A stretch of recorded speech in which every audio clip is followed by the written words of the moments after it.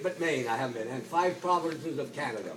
And he said, boy, you drive and burn up our energy. And I said, boy, you got it right, Tiger. I said, I'll travel anywhere and use the gasoline, even if it goes up to $10 a gallon. You guys go find your own energy source. I already found mine in Louisiana, Texas, Oklahoma, and California.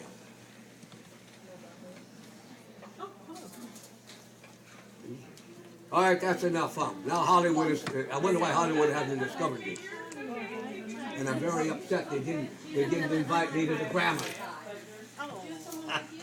But I spent a lot of time. It's an oversight. I spent a lot of time in Southern. I worked for a major can company. I was a customer equipment service guy, and so they used to send me to the breweries and soda pop.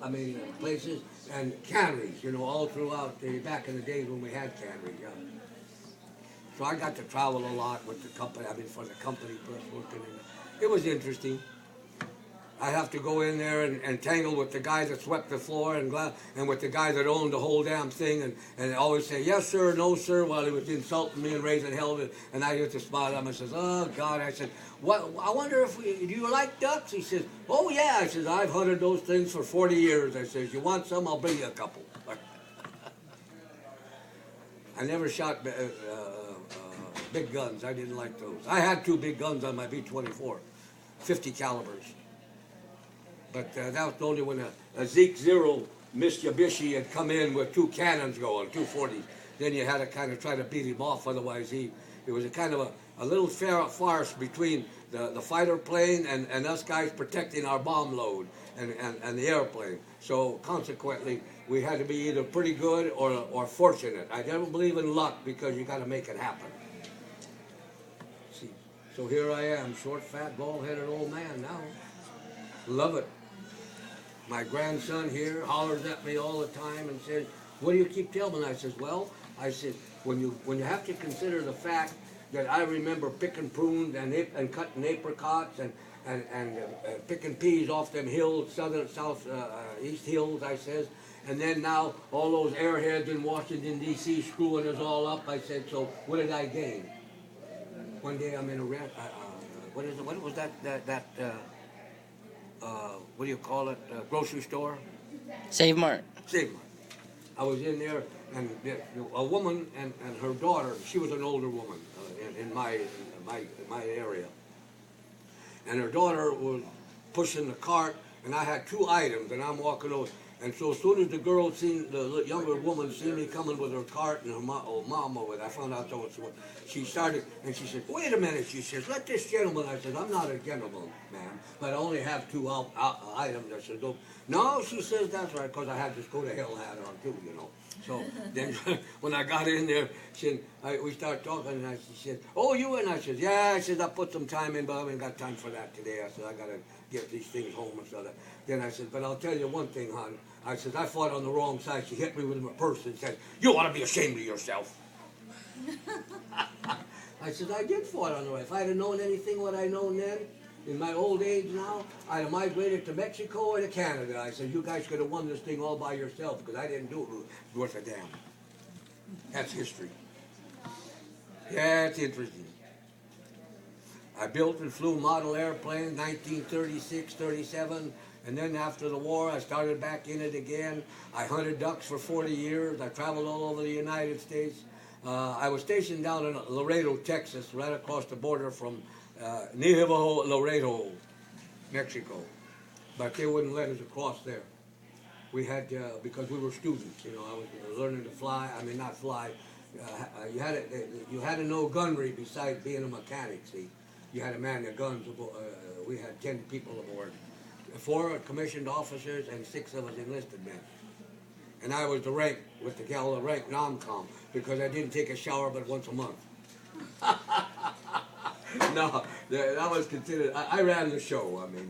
They figured this guy either knows how to keep this airplane flying or can make it work, or what. If not, he's history. Is that enough, Tiger? That's pretty good.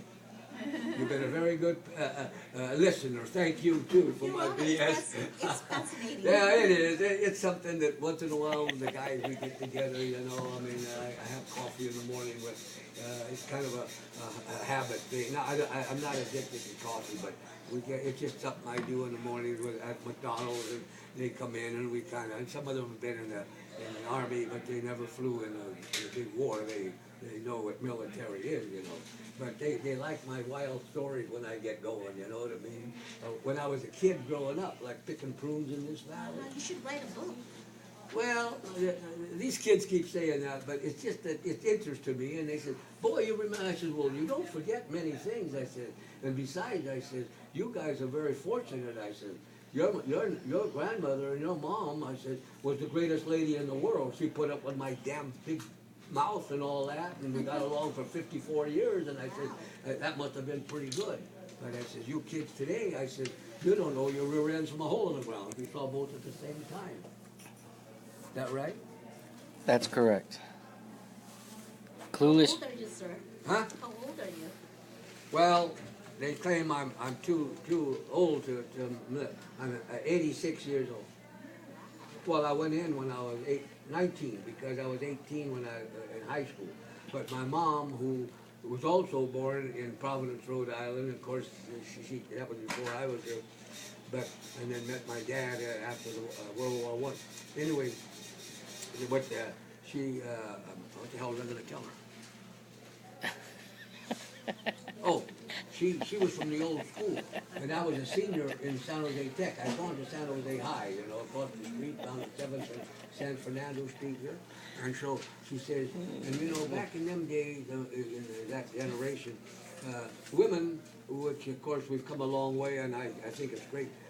All they were entitled to was growing up, getting married, and having kids, and taking care of the guy that their husband earning the money. You know, so she was from the old school because you could get a college education, but very rarely unless you had money and stuff. So the average person back in those days, grammar school was enough schooling because it was a necessity. You know. Is she coming to work today again? Yeah. All right. Is So she your therapist? yeah, I guess she was with me last time. I wasn't there one other time. So what are you doing? Well, nurses I doing? screwed up. What happened? Well, nothing. Well, what happened is I was taking a tire off my car. You know what? I'm a mechanic, okay, or I think I am one anyway. So what happened is the wheel was on too tight. See, I mean, so and I have a thing with an air gun. You can take them off, but I was in a hurry, and so I went and jacked it up with my hydraulic, and then I took the handle, the thing, you know, and they tightened them up quite a bit with these modern day aluminum wheels, see. So I just went, and all of a sudden, you know, it all felt a whole, I did something wrong. And boy, I've been having a hell of a time with that thing. Your lower back? Yeah, well, they think they believe it's a pinched nerve, but it's not bad. I can walk, I just carry this in case, because sometimes I get too ambitious. Yeah, that's right. I should be more careful because I think, you know, I can walk around, and all of a sudden, if I make a bad move, well, it gets a pinch or something, and it hurts me, you know. So the biggest argument is, I understand, according to my grandson, who kind of helps me, who does help me out, is the fact that I don't do my exercises. That's important. Well, I'm glad you said that because I keep arguing with him, and I'm wrong, and I hate to be wrong. It is. I mean, you know. Important. Yeah. I mean, nobody likes that. Well, few people do. Hi, Janet. Well, nice talking to you, sir. Whoa, I'd like You have you a for nice listening to my BS. Thank you.